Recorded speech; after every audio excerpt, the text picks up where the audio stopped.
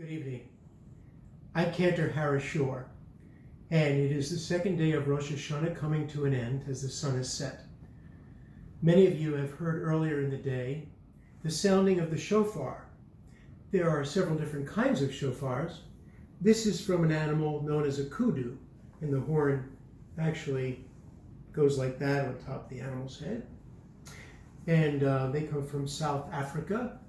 Oddly, I don't believe it's a kosher animal, but we do harvest their horns when they shed them, and we turn them into a shofar, which is used on Rosh Hashanah and Yom Kippur. And just briefly, today and yesterday, Rosh Hashanah, the new year, is also the birthday of the world. And my birthday is in a couple of days. And this particular shofar is important to me and dear to me because it was given to me by Cantor Nathan Lamb of the Stephen S. Wise Temple in Bel Air, California. And I've used it every year for the last, 12 or 13 years to sound the shofar at ordination for my school, the Academy for Jewish Religion of California. I see other reasons to blow the shofar this particular Rosh Hashanah, which is also a wake-up call. I blow this shofar to stop the fires that are raging through California. I blow this shofar in honor of the life and the death of Ruth Bader Ginsburg, one of our finest justices on the United States Supreme Court, who just left this world yesterday or the day before. So I'm going to sound this shofar, which I said is from a kudu.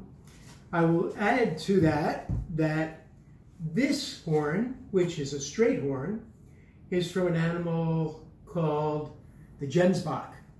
The gemsbok is also from South Africa, and I believe it is also not a kosher animal. We're not eating that animal. We are only using its horn. There's a drash, which means a midrash, which means a story.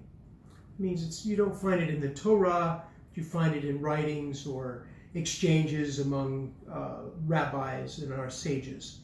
That on Rosh Hashanah, we sound the kudu because it is curved and we want to bend ourselves towards leading a better life.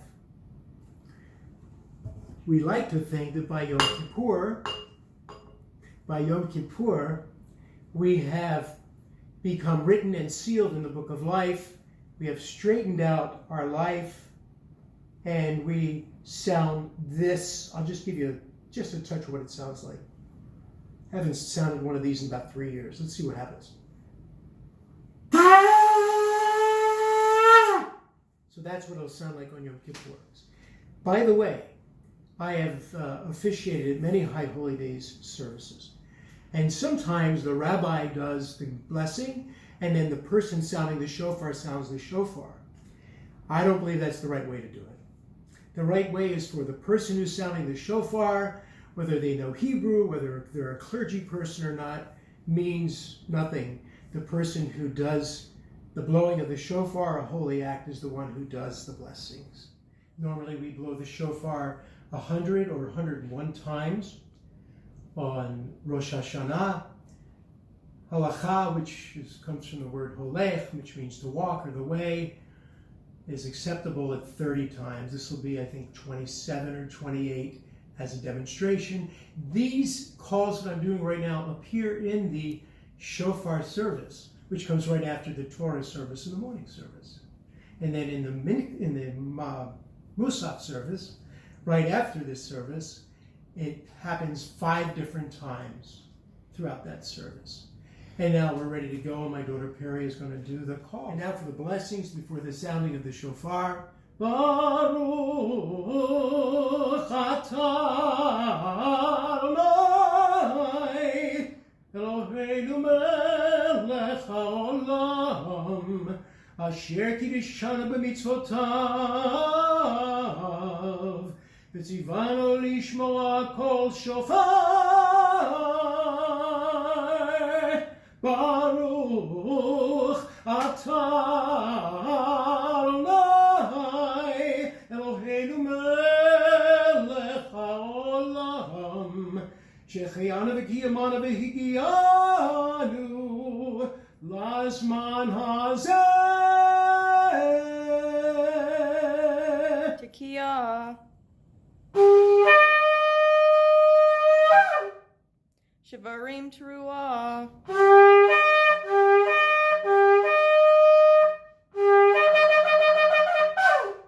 Tekiah. Tekiah. Shavarim Teruah.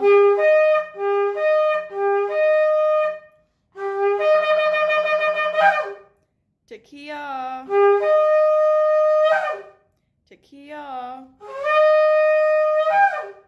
Shavarim Teruah.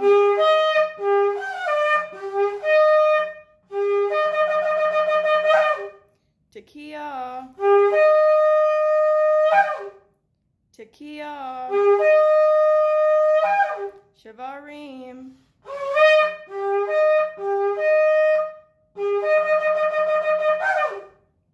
Tekiah. Tekiah. Shavarim.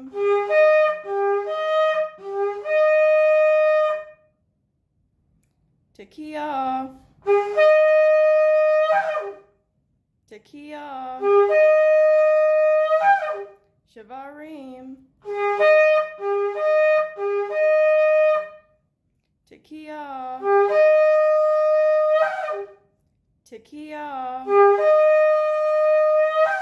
Teruah. Tekiah. Tekiah. Teruah. Tekiah. Tekiah. Teruah. Tekiah Gadola.